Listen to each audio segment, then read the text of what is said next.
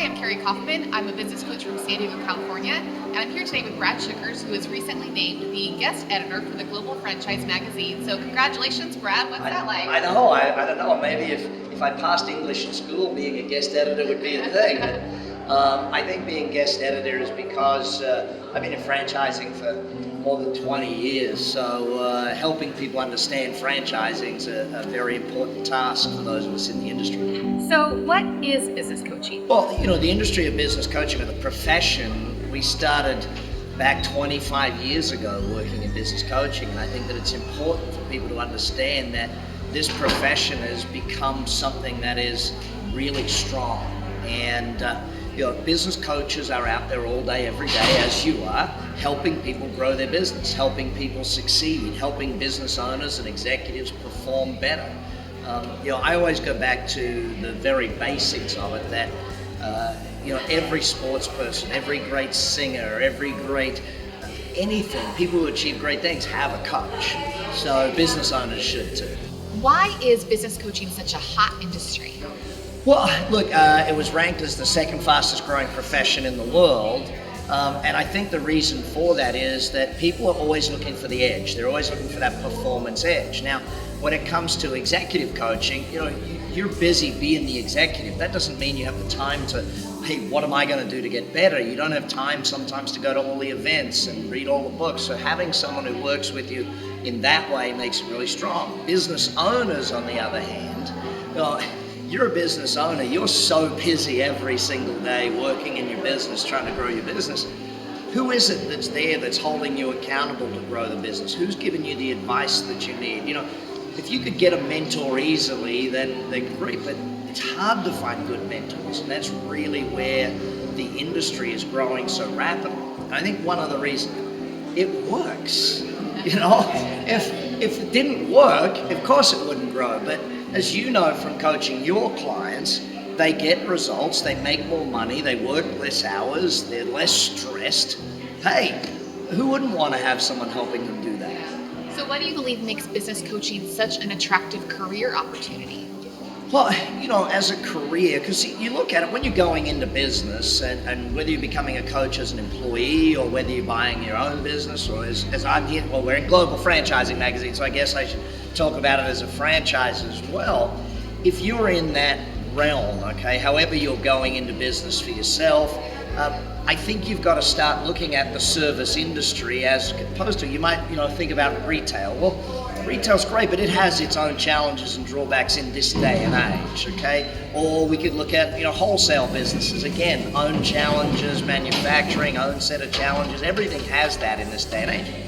The reason I think that business coaching is a great career choice is for the same reason I get into a lot of other businesses that I'm in. Margins are very high. So, your hourly rate as a business coach is very high, and, higher than many doctors, many accountants, many lawyers. And you get to do something that you're enjoying, like you're adding value to people. As you know real well from coaching, I'm an accountant by training, okay? And not many people come to me and say, I love my accountant, okay? But people with coaches, they do. They say, I love my coach. And I think that that's an important aspect of why.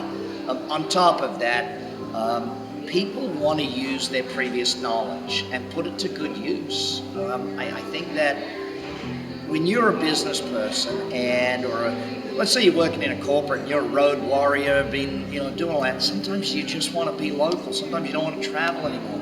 But you got 20 years or 10 years business knowledge, put it to good use, add value, help other people grow, and be well rewarded in the process. Why is coaching in such high demand these days? Well, look, I think that when I first started business coaching, I'll be really blunt, people didn't know the difference between consulting and coaching. They didn't understand coaching. People were like, well, what do you mean? What is business coaching? And all that sort of stuff. Today, people, and it even got to a point where people sort of thought, well, I would go into coaching, but aren't you just coaching people who are failing? It's like, well, you're not succeeding, you need to get a coach. Whereas today, what's happened is there's been a flip of the switch.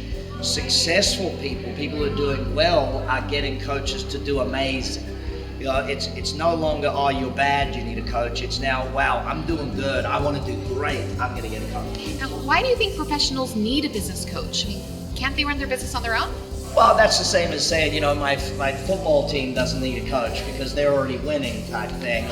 Or this singer, I look at it, actors have acting coaches. Why?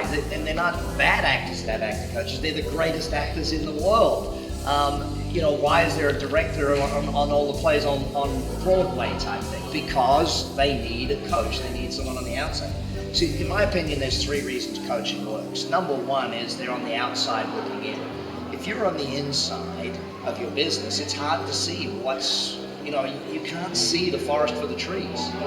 Whereas if you flip it over and say, okay, I am here and I'm on the outside looking in, there's a different perspective from the coach. The second reason is the knowledge they bring to the table. Especially within Action Coach, our coaches are taught within an inch of their life of how to grow the business. It's a systematic methodology. It's a recipe we've developed over 25 years of how to grow businesses. And so that knowledge base that comes in. Now, I think the third thing is the accountability. Every week when you're on the phone with your clients, it's a lot of fun, a lot of work, but you also have to say, hey, did you do what needed doing? Most business owners are also the CEO of the company, and that creates its own problems in that the challenge with that is that you're the owner and the boss, you can't sort of yell at each other type thing. Yeah. What is the difference between coaching and consulting?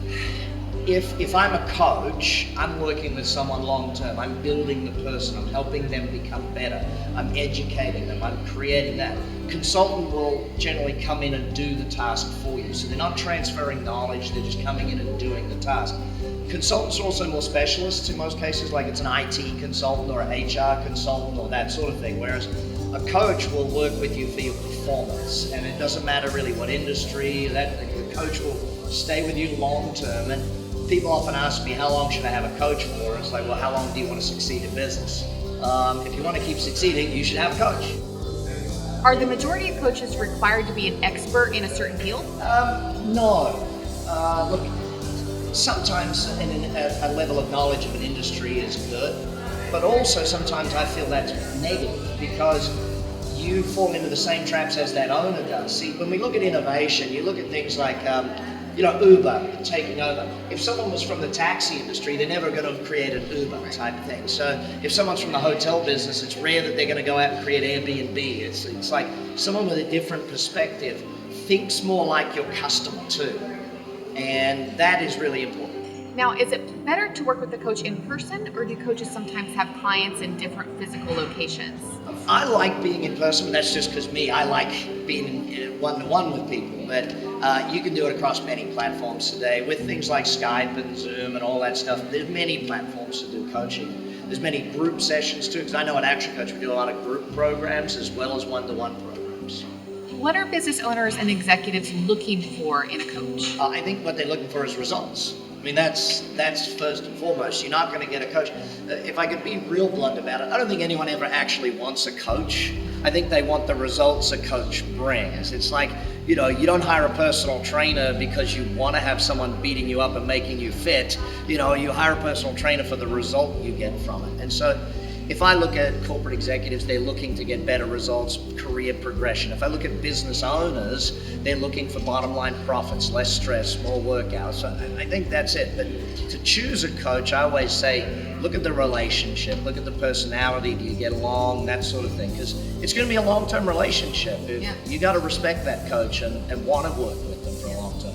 Or the business should be fun together, right? It should be. What are some of the current trends in coaching? The coaching industry, because I've 25 years now doing coaching and watching it change over the years, I think one of the biggest trends is noticing that the successful businesses are getting faster and faster. It's like a competitive advantage to have a coach.